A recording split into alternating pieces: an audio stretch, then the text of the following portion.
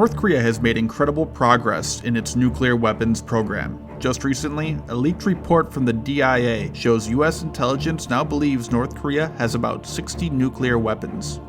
This is 2 to 3 times more than originally thought to be possessed. More notably than the number of warheads is that North Korea has now miniaturized the warheads so that they can fit on top of missiles.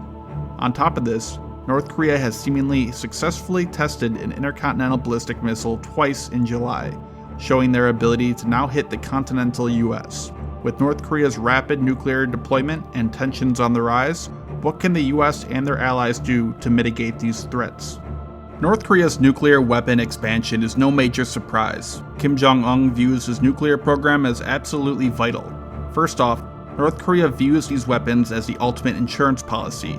Any attacker will know that a nuclear counterattack is inevitable. Secondly, North Korea's long-term goal is to conquer South Korea and unify the two. This was the goal in the Korean War in the 1950s and is still the goal today. And nuclear weapons provide an immense advantage to them over the South.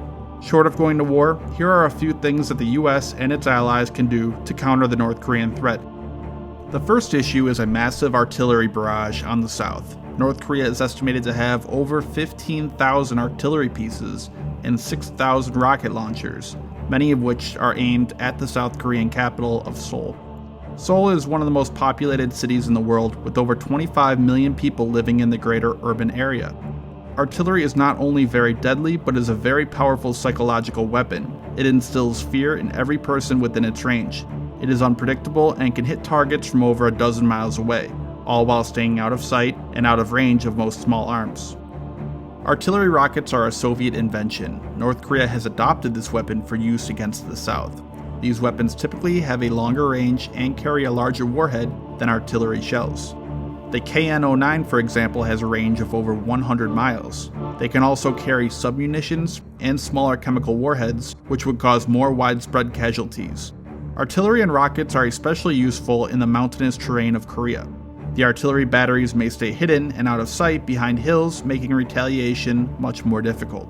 In response to this threat, over the past 50 years, the South Korean government has built over 3,000 bomb shelters in Seoul in an attempt to save civilian lives during a North Korean artillery barrage. The US and South Korea also employ artillery spotting radars. These devices track artillery, rockets, and mortar rounds in flight and calculate where they were fired from. This location is then met with counter-artillery or even airstrikes. Another weapon employed against artillery is called the CRAM, or Counter-Rocket Artillery and Mortars. The US Army adopted the Navy's Phalanx Sea-Whiz into a land-based variant to shoot down incoming mortar rounds. The weapon was operational in Iraq and is stated to have defended successfully against over 100 attacks. However, currently no publicly known CRAMs are operational in Seoul. In the event of an all-out artillery strike by the North on Seoul, the US and South Korean allies would have to act fast, quickly moving civilians into shelters while ROK and US forces locate and destroy the attacking artillery pieces. However, it is likely such an attack would result in tens, if not hundreds of thousands of civilian casualties. There are a few things the allies could do to help mitigate civilian losses. One would be to hold more drills, emphasizing a quicker military response time, as every second longer it takes to destroy the attacking North Korean artillery pieces means a higher death toll. Next would be to upgrade existing shelters and educating civilian populations on their usage. Many shelters were built a half-century ago and require maintenance. Seoul already holds air raid drills twice a year. While these can create an annoyance to the population, they can be vital in the event that a war quickly breaks out. And finally is to deploy CRAM systems. Again, these weapons cannot completely stop an attack, but they can be set up to protect high-value targets and lessen devastation. The second major aspect the US and the Allies must prepare for is ballistic missile attacks. North Korea is estimated to have over 1,000 ballistic missiles of varying ranges. These weapons pose a major threat not only to South Korea, but the entire Pacific. Ballistic missiles can carry conventional, chemical, or even a nuclear warhead.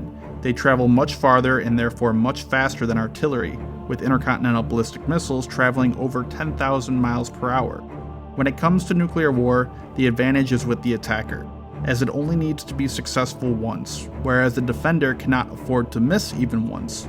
The US and its allies employ several weapons to defend against ballistic missiles. For shorter range missiles, the Patriot is used. There are at least 5 Patriot battalions protecting South Korea and another 10 in Japan.